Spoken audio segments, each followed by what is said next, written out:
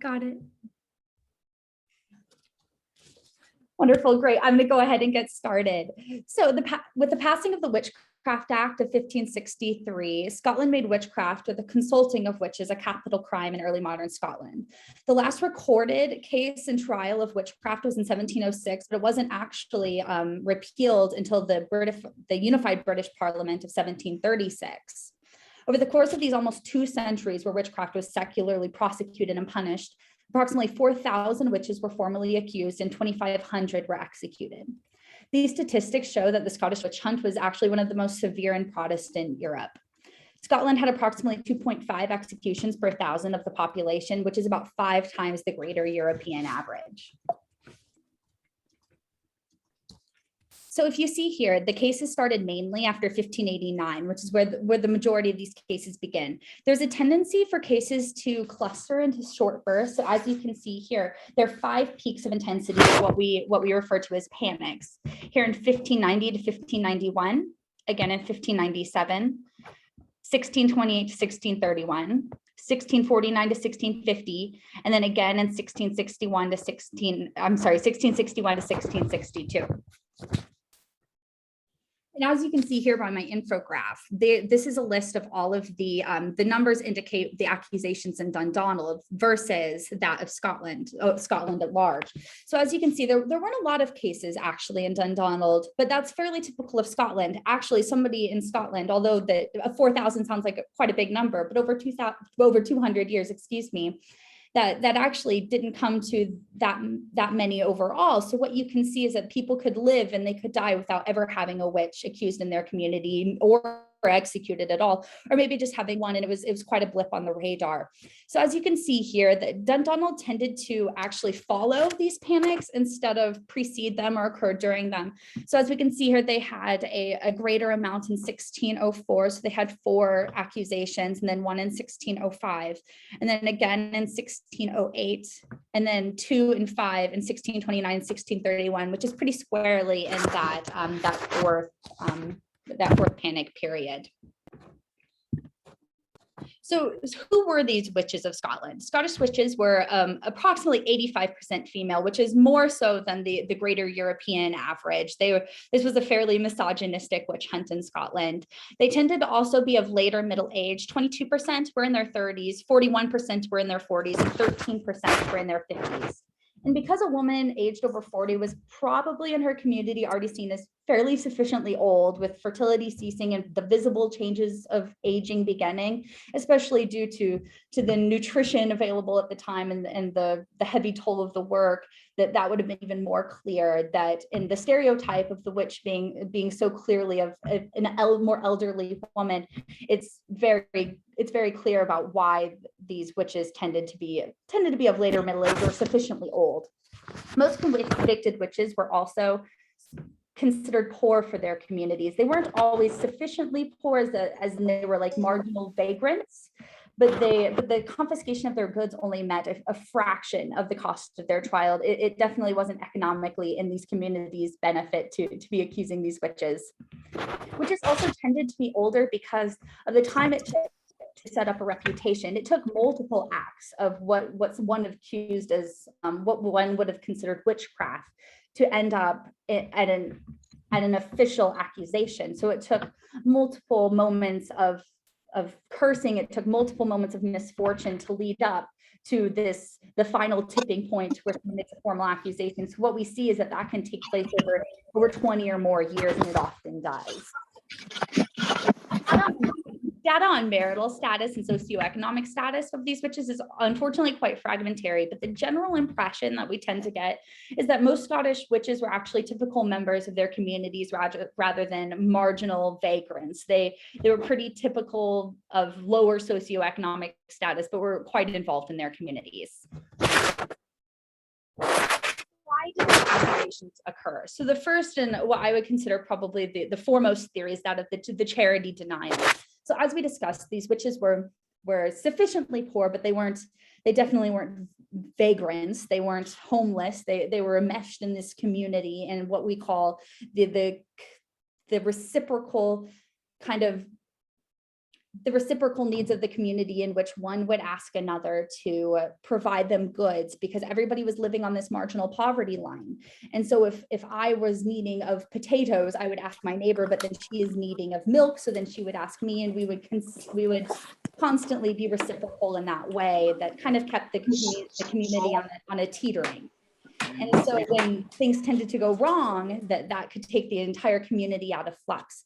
So what happened is, because these witches were not necessarily the poorest members of their community, but were in general less well off than their accusers, they were at least sufficiently poor on one hand to warrant the reliance on alms and on the generosity of their neighbors, but on the other, that they were doing well enough to be suspected of harboring resentment against those who refused them. It's argued that those who believe in this charity denial theory, that from the 16th century, this declining neighborliness and the growing individualism and kind of an expanding market economy meant that both the tendency to refuse alms and the suspicion of others within the community was increasing. And the poor were disadvantaged as villagers and rejected as dependents. And the guilt at failing to fulfill these neighborly duties meant that then the accusers projected their fear of revenge onto those who they had denied charity.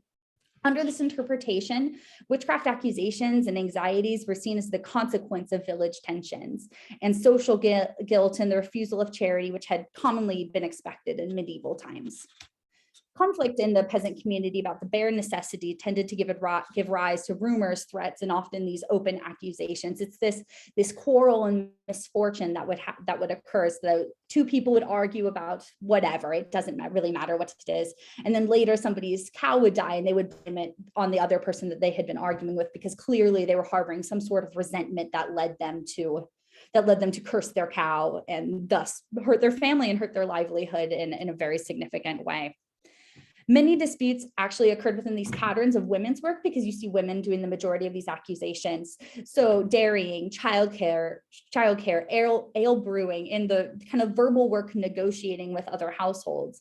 Magic, and in this case, magical harm and beliefs about the devil, was interwoven with the practices of everyday life and social and economic life especially. These incidents and conflicts that led to the building of a person's reputation as a witch through quarrels and curses and other suspicious words were often the same incidents that would later be submitted as evidence for the trial. So that's why it inevitably could take over 20 years to gather enough evidence for someone to finally feel confident enough to bring that to their Kirk session, to take it to trial, to make a formal accusation. So these court officials would then refer to this evidence, which had already been collected by the local officials in the Kirk sessions, and then they would use that to inevitably try this witch. So it is through these years of quarreling and misfortune connected to specific individuals that this reputation would begin to be built. And it can be argued, though, that witches with reputations were actually only a minority of those accused, because what would often happen is you would have a witch who was accused, and then during her interrogation, extrajudicial torture, through just the imposition of power from these officials, she would then accuse a plethora of other people. You can see just one accusation or even 100 other people. And so that it's usually with these chain reaction hunts that people tend to be naming the most accomplices, which sometimes but not always fit the stereotype and the reputation of the witch. In these accusations by other witchcraft suspects, it didn't always rest on a prior reputation in the community. Like I said, some reputations appear to actually have been created in the process of the accusation, since some of those accused escaped prosecution during one panic, lucky for them, but they inevitably often ended up being arrested in another panic. And because they had this evidence from the former trials and through the years in between, that's often when the neighbors were giving testimony, that's often when they were finally found guilty. And actually in Dundonald especially, which we're going to talk a bit more in depth later, in Dundonald especially, reputation played a vital role in the accusation of witches. Even witches naming other witches played very clearly into the reputations. So extrajudicial torture, as I already hinted at, played a large role in the accusation of witches from already accused witches. Scottish courts did not have the authority to use torture as an ordinary instrument of their criminal prosecution, but as we all are, I'm sure, somewhat aware, that doesn't mean that it didn't happen, certainly. Some historians tend to differentiate between acts of torture, such as thumb screws, the boot, hot irons, the rack, and other acts of interrogation, such as sleep deprivation and just poor prison conditions in general, which weren't defined as torture at the time. However, common practices such as sleep deprivation, which the Scots would have called waking, were used by local officials in seeking confessions of witchcraft, but they seem quite torture-like. Waking a witch was the practice of keeping a suspected witch awake, sometimes for days at a time, by repeated questioning or applied discomfort, which was wearing a sackcloth, which is like a very itchy, uncomfortable garment, or repeated prodding. And this usual method of deprivation lasted between 3 and 5 nights, and sometimes even a Kirk session could ask for it to be extended even longer. And this was very effective because staying awake for 3 to 5 days straight causes hallucinations that were surely behind some of the exotic detail in these confessions. And although this waking was considered extrajudicial, the confessions obtained using it were never rejected by the courts, probably because it wasn't necessarily a physical torture, so then it legally didn't count as torture. But those who employed this sleep deprivation definitely knew of its hallucinatory effects, and the kind of rambling accounts that we see obtained in this fashion were the basis for a lot of convictions. And because the deprivation is so psychologically damaging, it was a very highly effective means of getting a witch to talk. And although imprisonment in and of itself isn't considered a form of torture, it certainly didn't make these women and men comfortable. These accused witches were often kept in very poor conditions while waiting for their trial. We don't have any records on that, on the conditions in Dundonald specifically, but in Bute, there were multiple witches who died waiting for their trial due to starvation, and just being in the elements in which they were kept were so horrifying that they died just waiting for their trial. A scholar, Liv Helene Williamson, had actually surveyed surveyed all of the cases of repeated torture in much more detail than I have. And she argued that torture was much more prevalent and used more often and more severely on women, which I think is, which coincides directly, I would say, with the greater amount of women that we see being accused in general, but also in the misogyny that's present in the witch hunt in general. So a witchcraft accusation passes through several stages, as we see here. So the first is that things begin in the local community. The neighbors decide that a person is a witch through whatever means that they have come to that decision. And whether the neighbors then decided to complain to the authorities, or whether the authorities heard the kind of rumblings and decided to initiate action on hearing the community's discussion, it's not entirely clear. But the first is that initial formal accusation. And then next, it was a pre-trial investigation brought about and organized by the Kirk session, which is the Scottish Church Court. And although they didn't have the power to execute anyone, these courts were powerful bodies, and they were keen to enforce this godly discipline. They could summon suspects and witnesses, interrogate them, and compiled entire dossiers of evidence. And in cooperation with local lairds and urban magistrates, they could also imprison suspects and extrajudicially torture them. The next stage was to seek authority. Well, the next stage necessarily was that Kirk sessions would then have to request through their presbytery to say, which is like the higher church body, say, we think we have a witch, what should we do about it? We need your help. And then the presbytery would say, yes, I think that you have a witch, you should move forward with this. Or they would say, keep interrogating her, let's figure it out. So after all of that is decided, the next stage would be to seek authority to hold this criminal trial.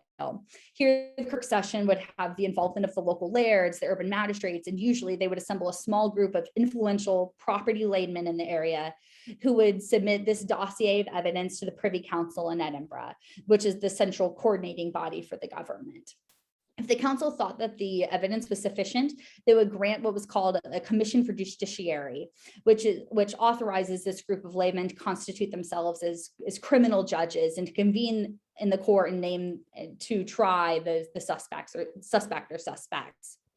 And these kind of ad hoc local courts tried about 9/10 of witches, which with the remainder, the other 1/10 being sent to the Central Justiciary Court in Edinburgh.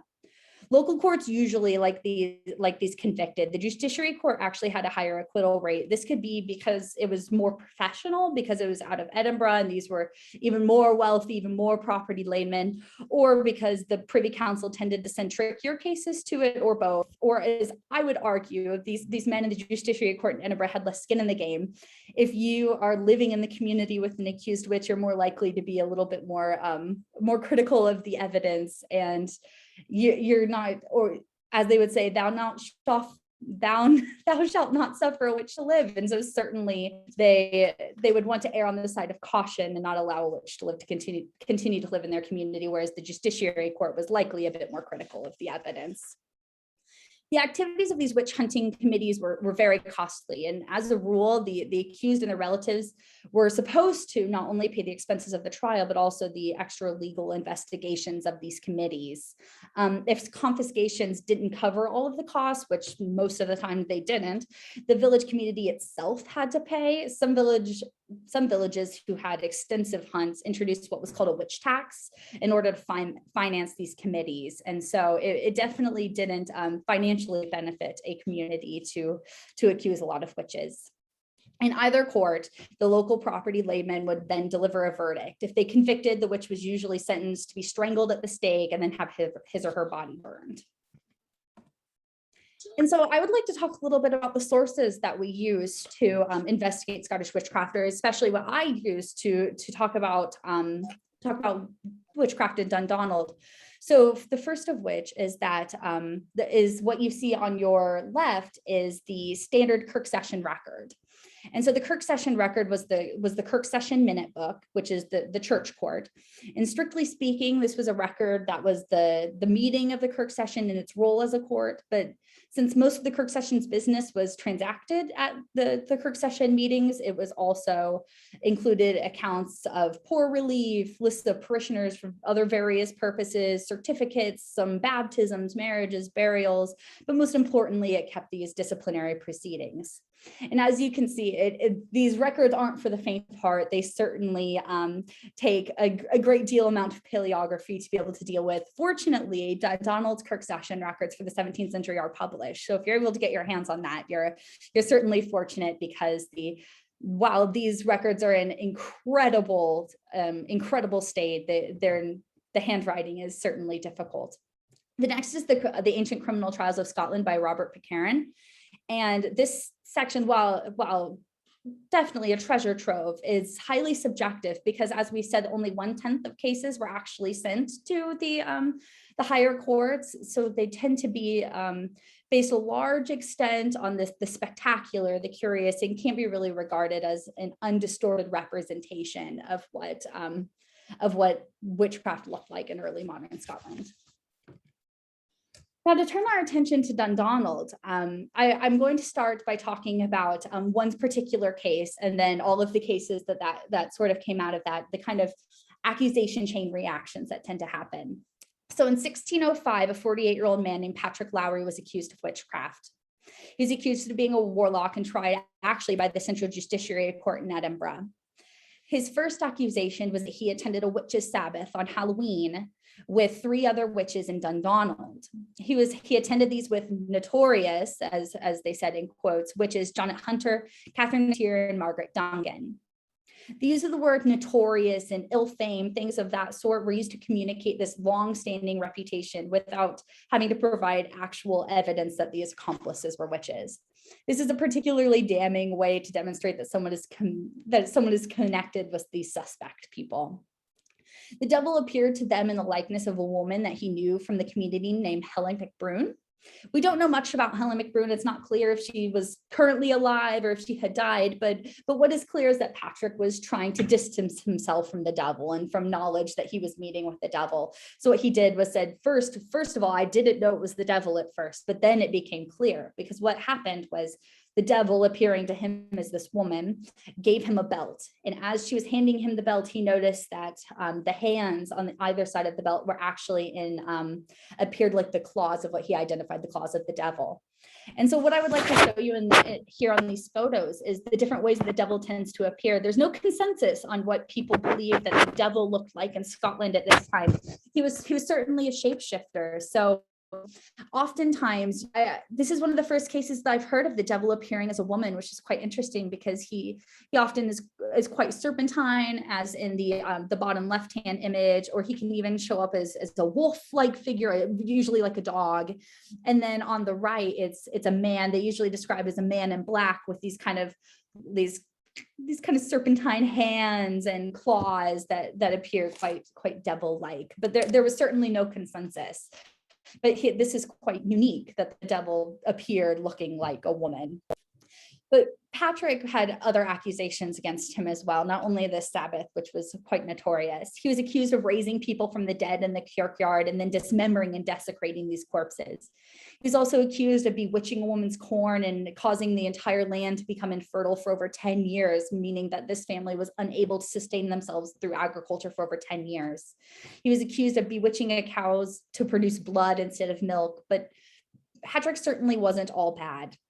He was known for using his magical abilities and his witchcraft to help the people in the community. So he was accused of using witchcraft to cure a woman's horse of their illness, and then making, well, not so kind of him. He had struck a woman named Janet Lowry blind. The connection between Janet Lowry and Patrick Lowry isn't stated.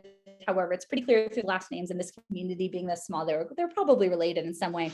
So he's of striking her blind, but then curing her of the blindness in the same breath, which I'm certain there was probably an economic motive there. He was also most famously found to have used witchcraft to cure a woman's child in Glasgow. He was brought all the way to Glasgow because he was known so well for these abilities that this child had, it's written in the record, had been deadly sick of a strange incurable disease for the space of 8 or 9 years. And Patrick was said to have cured the child by taking a cloth off of the child's face and then doing the sign of the cross over the child. Note the blatant Catholic imagery there. Patrick then kept the cloth for 8 days and then returned with the cloth to the child and covered the child's face. And the child then supposedly slept for 2 days straight without waking. And when the child woke, the child was completely cured. With all of this as evidence being presented, Lowry was executed and burnt at Castle Hill in Edinburgh, but not before he was able to accuse multiple other women. And as we discussed, that the majority of witches were accused by other witches during their interrogations and their confessions. Witches named by neighbors were probably actually in the minority, and more often they were named as accomplices in the confession of other witches. And once the community had learned that Patrick Lowry had accused these other women, Catherine McTeer and Janet Hunter, the accusations just began flooding in. Lowry was very careful in these women that he accused. Catherine McTeer and Janet Hunter had long-standing reputations as witches in their communities, and therefore would have provided the most believable confessions. So Catherine McTeer, when she was accused by Patrick Lowry, we have tens of accusations coming out against her within the months after. So studies from other countries tend to characterize witchcraft related quarrels as being about motherhood and fertility, but these with Catherine McTeer and those of many other places in Scotland were actually about the household as an economic unit. The businesses like dairying and brewing and agriculture were at the forefront. And this is quite indicative in the first accusation that she has from Margaret Forgashall, who had asked Catherine to stay at her farm and take care of her home and her barn while she was away at the Midsummer Fair in Ayr. And during this time, after Margaret had returned home, she had noticed that her cow was producing blood instead of milk. She had asked Catherine, why is my cow producing blood instead of milk? And Catherine had explained it away, saying that the cow had simply laid down on an anthill. And Catherine had said, certainly I can cure this cow of this ailment. And she had rubbed fresh butter on the udders, which then mended the cow. So this was one of the first clear indicators that Catherine was involved in witch-like activities. But the Kirk session was very concerned actually about Margaret Forgashall and her involvement in because they saw that Margaret had asked Catherine certainly to use witchcraft, and they were concerned that instead Margaret was asking Catherine to teach her witchcraft, but she had assured the Kirk session that she was only asking this of Catherine for God's sake. So she certainly wasn't trying to learn witchcraft herself. And when asked if Catherine would then confess and asked if she was a witch, Catherine said that she was but of a pure body. So she vehemently denied and always denied being a witch. Catherine was particularly accused of quarreling. She was a quarrelsome woman, which is very important because without a confession, for a crime that's invisible, there's no real proof. The only other way you can really accuse are the words of the witch themselves. So the cursing that she does in the community of the other members, and then that connection to misfortune, is how they're able to create the evidence for these accusations. And during one of these quarrels, a witness came forward to the Kirk session and said that Catherine had admitted to him that while Catherine was ill, she had dreamed of her mother, Gil Gaudy. And in this dream, her mother asked her what ailed her, why she was so ill, and then assured her that she would be well again. And while a dream like this would have probably been quite comforting to someone, this is particularly in Catherine's case, indicative of a level of witchcraft, because Gil Gaudy, her mother, was, in quote, a notorious witch. We're not sure if she was executed. There's no record of that, or if she had just simply died at this point from natural causes, but certainly she had a long-standing reputation, and the Kirk session was particularly concerned about this dream. Witchcraft from one family member, especially a mother, was particularly damning, and it had the power to taint the entire family, especially the daughters. And it was through this dream that they were able to assume that Catherine had then met with other suspect people with her mother, and that her mother had taught her witchcraft. McTeer's accusers portrayed her witchcraft as a sort of magical assault on their households, emphasizing links between incidents based on these household connections. So Catherine was, again, just to show another example of these magical assaults upon the households that are teetering so close to the poverty line, that Catherine was accused of spoiling the broth of a woman named Catherine Gaudy. She came to Catherine Gaudy's house, and while Catherine Gaudy was brewing a broth, and she had asked for a bowl, and after Catherine drank some of it, she threw something, it's not said what it is, at the pot, and when Gaudy looked inside at the broth, it had curdled and was full of hair. So this was, to her, a very clear indicator of witchcraft. And she had stated that in her accusation that this incident had actually occurred 5 years earlier, and she was just now coming out to speak about it. And this really truly indicates that this community was enmeshed and participating in this sort of deep time, which is so indicative of early modern Scottish witchcraft accusations. It wasn't uncommon for people to wait and then present evidence when these formal accusations came about from years earlier. Other accusations that unfortunately followed Catherine was that John Gray, a man in the community, said that Catherine had come to his home while she was sleepwalking. And after she left and after they got her home, his cow too started to produce blood instead of milk. Isabel Hunter, a servant in the community, said that Catherine had come to the castle to help her churn butter, because no one in the community was able to churn butter at this time, but only Catherine was able to churn butter. So that was supposedly indicative of her use of magic.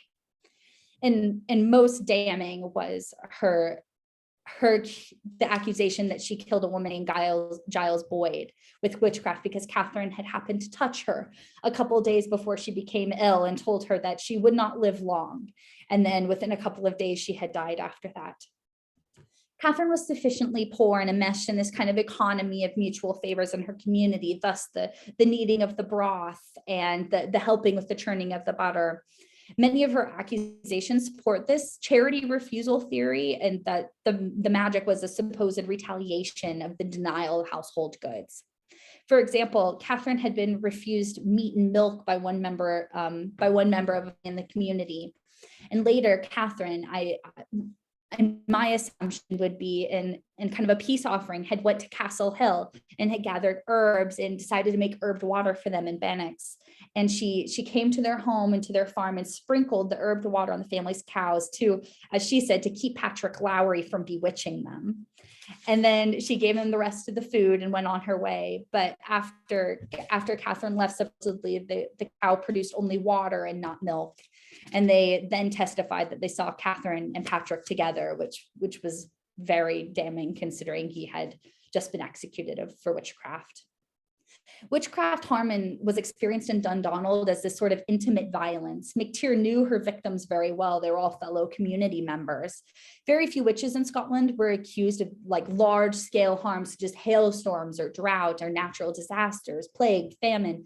Typically, the motive was perceived as intending harm to a specific victim. The reconstruction of the life of a witch suggests that witchcraft was, in part, a language and practice through which people articulated and influenced their daily domestic arrangements, particularly women's roles in managing competition, cooperation within the households in the context of these tenant farming communities. Most damning for both Catherine McTeer and Janet Hunter was that a woman named Marion Cunningham testified that she saw the three of them together at Dundonald Castle, and she said that they were likely up to no good. Janet Hunter, too, was accused by Patrick Lowry, but her case is quite interesting. The Kirk session wasn't concerned with Janet Hunter in and of herself. They were concerned with the people who she had consulted her for her witchcraft. She was not accused of malicious harm like Catherine McTeer and Patrick Lowry, but instead of magical healing. Robert Garvin, one of her accusers, had said that Janet Hunter came to his house for lodging and that she had confessed that she had visited the Fairies, but he hadn't said anything about that until her formal accusation came forward.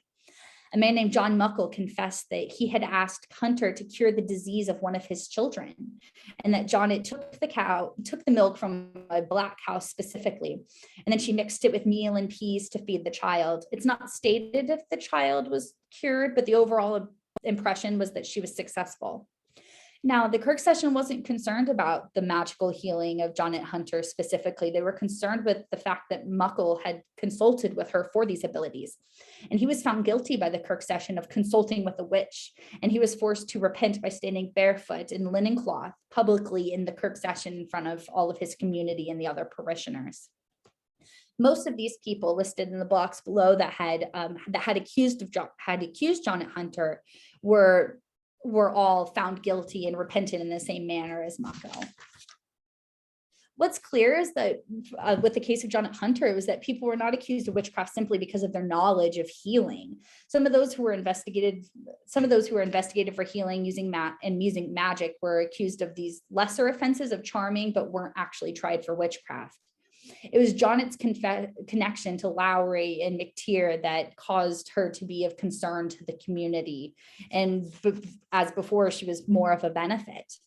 These accusation chains between Lowry, McTeer, and then all the people below them undoubtedly added to the fears of witchcraft conspiracy. Now, I want to end on a note specifically talking about witchcraft belief.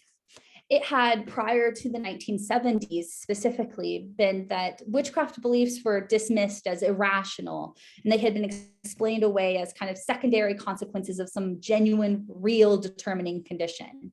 That's to say that some circumstances, social, political, economic, biological, psychic, such as the ergot root, the bacteria on the wheat in Salem causing these accusations. That's the kind of explanation that we're talking about when we're talking about these secondary consequences that were real in and of themselves, but gave rise to these objectively false beliefs. But I want to state, and as other historians believe now, is that witchcraft was an entirely rational way of explaining what was considered inexplicable. The people of Dundonald certainly weren't ignorant fools, but pulling from an intricate lexicon of folklore and religious belief to explain the phenomenon that was going on around them. I want to thank everybody for the opportunity that they provided me to discuss this rich history of witchcraft belief and accusations in Dundonald. Thank you. That was really amazing and really interesting, Ashlyn. Thank you so much. And anybody that would like to turn their cameras back on, I will encourage you to do so. Please don't unmute your microphones though, because we have so many people here, it will just turn into an echo festival. So what I would encourage you to do is if you have a question, raise your hand on Zoom. So you can do that if you go down at the bottom. There'll be one of the options at the bottom should be reactions, and you can click raise your hand, or feel free to type a question if you have it in the chat, and I can read it out to Ashlyn. Oh, Alexandra, go ahead. You can unmute. Hi, it's so good to see you from Indiana. I was wondering, have you, and this is probably outside the purview of your research because I know you're primarily historical, but I wonder, have you done any research or any thought as to perhaps like modern day similar scenarios compared to like how witches were called out and put upon and like created in this time period? Yeah, certainly. So if you're talking about modern day witchcraft belief, there's a really excellent study about the bocage in France. I think it actually took place in like the 80s or 90s, but it shows how this what we consider very historical witchcraft belief has translated really naturally to this small community in France. But certainly these people aren't being burned, they're not being tried, but they are being openly accused. But it's more of a benefit. Like I had explained, that magical healing in and of itself wasn't a concern of the community. These people played a vital role, and that's what you're seeing in these situations as well. There's a lot of anthropological research on modern day communities in the belief of witchcraft. That's more of the purview there, and the majority of those I think take place in the Africa as a continent. And so certainly that's out of the purview of this, but there's absolutely not necessarily historical anthropological research on very similar phenomenon. Thanks so much, Alexander, for your question. While we have other people thinking about questions, I might take the privilege and ask one myself. And sorry, this is a bit simpler of a question, but you mentioned the cow a lot, and that's kind of the story, at least in Dundonald, the one that is quite familiar to us of, the cow getting sick. And I wonder, if that is something that you see a lot in accusations, and then going beyond that, because you mentioned it so much, it kind of seems, in different situations, it almost seems like that's something that you see a lot. And if it is, are there other really common, accusations of particular acts that you see a lot of, like a cow, milking blood instead of pus? Are there other things like that you see very commonly? Yes, certainly. So the cow producing blood or pus or whatever instead of milk is undoubtedly probably one of the most common accusations. And I think that it's because it's so central to the household structure. You need cow's milk for your butter, you need cow's milk for your milk, you need cow's milk for your recipes, you need it for so many things that your cow to not produce milk, which is probably one of the most expensive assets in your home, to go bad, for that to not work would just totally disrupt the entire function of the home. So I think that that's why the attack upon the cow is so central. But certainly there are other accusations that tend to crop up a lot as well. The majority, we don't see any of this in Dundonald, but the majority of which would be an attack upon newborn babies, that newborn babies dying after either in delivery or after delivery would be one of the most common, because that's another example of the inexplicable, and an attempt to explain it through whatever means to attempt to press blame and explain in any way that you can. And certainly the churning of the butter as well, that I had described, that when your milk is curdling and your butter isn't churning, that these are things that you've done 1,000 times before, but now you just can't get it right. That witchcraft accusations are another way to explain this totally inexplicable event. But we don't see witchcraft accusations tending. I mean, there are absolutely some outliers tending to be these massive events. You don't see witches causing earthquakes or causing hailstorms, because it's so personal. It's based on this interpersonal violence. That is really interesting. Thank you. Are there any other questions for Ashlyn? As I say, feel free to type them in the chat, or you can raise your hand. Or at this point, if you guys aren't quite comfortable with those, just unmute your microphone or turn your camera on and you can physically raise your hand.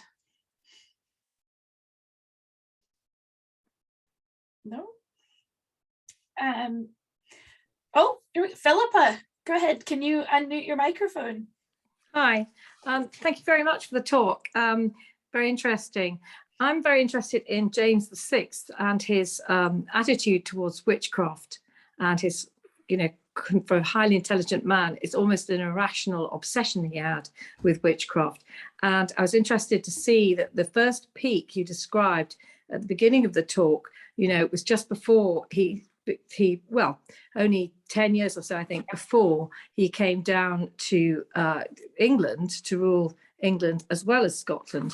And I was just wondering if you had studied his particular take on it and the effect that him leaving Scotland and leaving Stirling and coming south had on the Scottish witch situation. Did he leave a witchfinder general, just to do what he wanted, or did he actually, was he actually in contact, because he didn't really come back physically? Yeah, so for being an English king as well, James VI was certainly an advocate for witchcraft belief.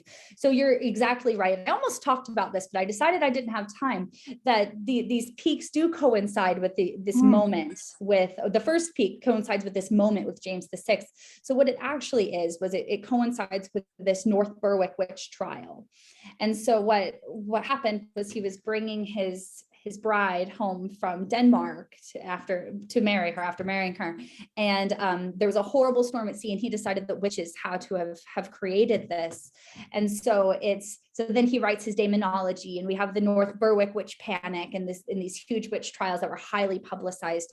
And so what happened is, absolutely, for a quite learned man, this seems irrational to us. But what happened was he actually considered these beliefs to be quite intelligent, and that Scotland was far behind because they weren't having witch trials. He brought these concepts over from continental Europe. There really wasn't a concept of this. I didn't talk about it because it doesn't really apply to Dundonald, but the devil's pact, the pact that witches have with the devil himself to serve him. And then there tends to be sexual elements as well. And the things the devil that asks them to do, it's all wrapped up in this witches pact. And he brought that concept over from continental Europe. It didn't exist in Scotland before. So certainly I would argue that he was the impetus that started all of these witchcraft panics. And that does that answer your question? That he certainly wasn't, I'm going to raise my hands and this is somebody else. He was actively involved in the creation of what is a witch in Scotland and criminalizing witchcraft. Yeah, absolutely. It's the whole misogyny side of it is so interesting with him as well, with his proclivities himself. Yeah. Have you read his Daemonology? No, I haven't. I'm married to a McGregor who is totally obsessed with James VI and the witchcraft trials, and that, well, not the witchcraft trials particularly, but the demonizing of a clan. And then he also demonized women in many ways. And so I haven't been married to this particular husband very long, so we haven't discussed it fully. but I've studied needlework of his time and the fantastic skills that were in Scotland at the time. Amazing, beautiful things that were very much not particularly publicized, I think, worldwide. That the skill level was so fantastic, because there's such a huge concentration in the V&A and in London, and the focus is always on English this, English that, worldwide. But going back to the question about James VI, he wrote widely about it, didn't he? And so he rather, if the king said it and he was the next thing to God, well, of course, everybody would believe it. Of course, it would make sense in particularly a less educated population. But leaving everything behind as he did, it's interesting that his passionate beliefs just carried on through the next century, in Scotland. In that they didn't translate to England. Sorry? That England didn't have a witch panic, a witch craze in the same way that Scotland did. So they just didn't translate to in the same North of way. England And we could go in a whole spiel about. Yeah, they did have, Yes. we had the Pendle witches, which I think was quite a nasty trial. You know, we've had quite a few. Yes. Yeah, and it does carry on. I mean, modern day. Sorry? Yeah. You certainly didn't have 2,500 accusations, I think is my point, because the central justiciary system is so much better set up. They had traveling juries that came in from outside of the community. It's these local trials that absolutely let witchcraft go amok in Scotland. Right. So interesting. Thank you very much. Yeah, of course. Thank you. Great. We have a question in the chat. So thank you, Philippa, for that really fantastic question. That was amazing. And Ray is asking when the last recorded witch trial was in Scotland. Do you know? 1706. Oh, do we know anything about that? That's just me being curious. We don't know anything. I don't know anything about it. I'm Oh, sorry. No, I didn't know. What I can tell you is that after the 1661-62 witch hunt, witchcraft cases plummeted to essentially nothing. It really, after this witch hunt, people started to become quite skeptical, and especially these learned people. So they were less, the central courts in Edinburgh were less willing to let these local trials occur, and so it absolutely drops off. So this was probably a blip on the radar, but the Witchcraft Act wasn't repealed until 1736. So until then they had 30 years where they didn't have a case at all. Wow, that was really interesting.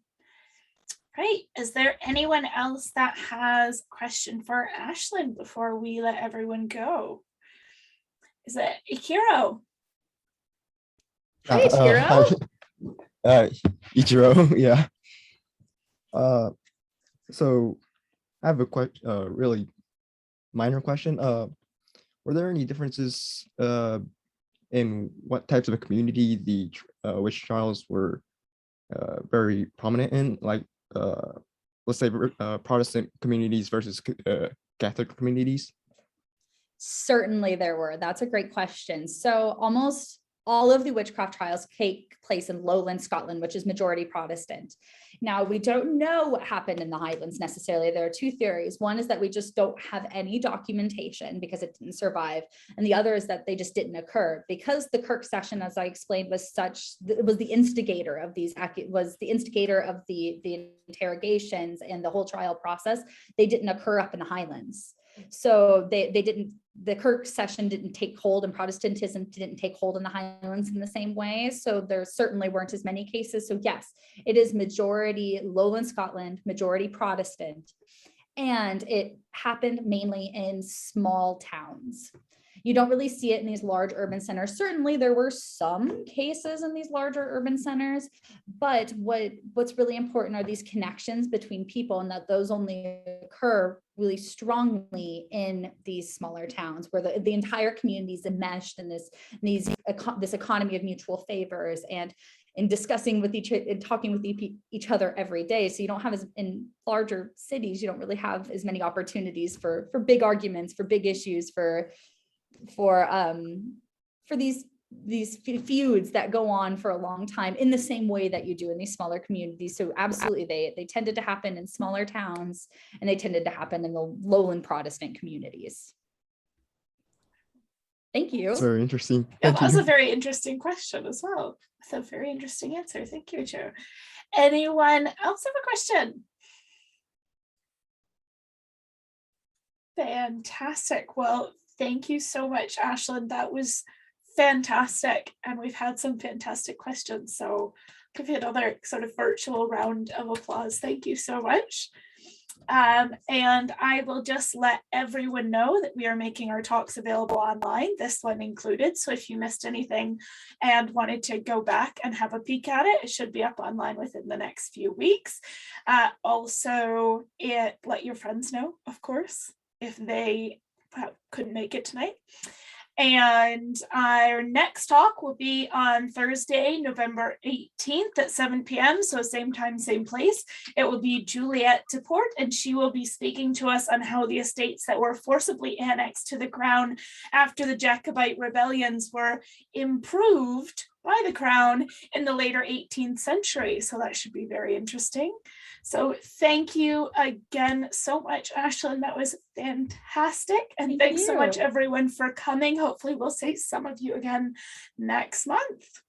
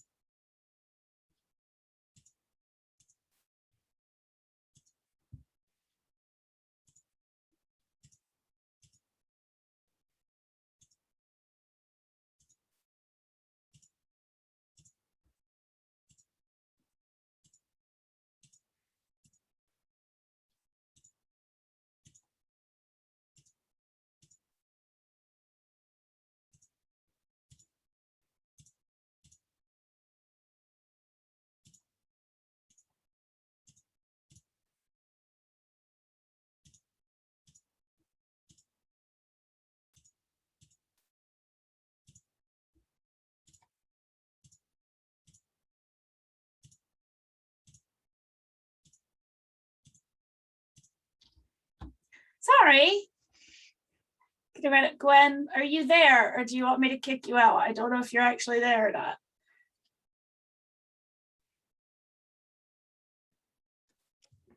I don't see anybody. No, her camera's not on, but I don't know if she's actually. Sorry, Gwen works with me. She works at the castle. Is it okay? It was great. Oh my gosh, it was fascinating. I didn't mean to say, oh, you mentioned the cow a lot. That wasn't like a, it's just funny because that is in Dundonald, right? We have like a transcription at the castle of one of the, one of the like trials of parish records, and it's about the cow. And so that is just the one that everyone in the village one of the many about. Cows. Yeah. And so for us, that's the story that everyone knows. And so it's really neat to hear like about, the cow. It's not, it's not just us that this is a thing that happens. Because I know almost really nothing about witchcraft. But somebody really needs to publish something on Dundonald witchcraft, because I did like a Google and there's nothing. Like there is look online, very little about Dundonald's. When you look up Dundonald, which is literally the walk that you do, came up in me. I was like, that sucks. Which with such rich information. Like some places don't even have this. Well, this will be on YouTube, and Gwen, who is not here, apparently she's just left, but she'll do a blog post about this. So that'll be, it's not published, it'll be out there. Oh, so, now there's something. I have tons of stuff on Dundonald. So if you ever want me to do another one of these, I have tons of stuff on Dundonald. And I have a good friend who's doing her PhD in Dundonald's part of one of her areas she's looking at. So when this time comes around next year, tell her to send me an email, because we have talks scheduled up to the end of the year. So I need them up till December. So come January, I need speakers again. I could do something. She's interested. If you didn't like it, you never have to take me up on it. No. You are super welcome to. I mean, we're also, hopefully when we're allowed to, we're going to start doing them in person again. I know it's a hike for you, but if you ever did want to come down, preferably once the castle is open again, because right now it's still shut. Thanks, HES. Why?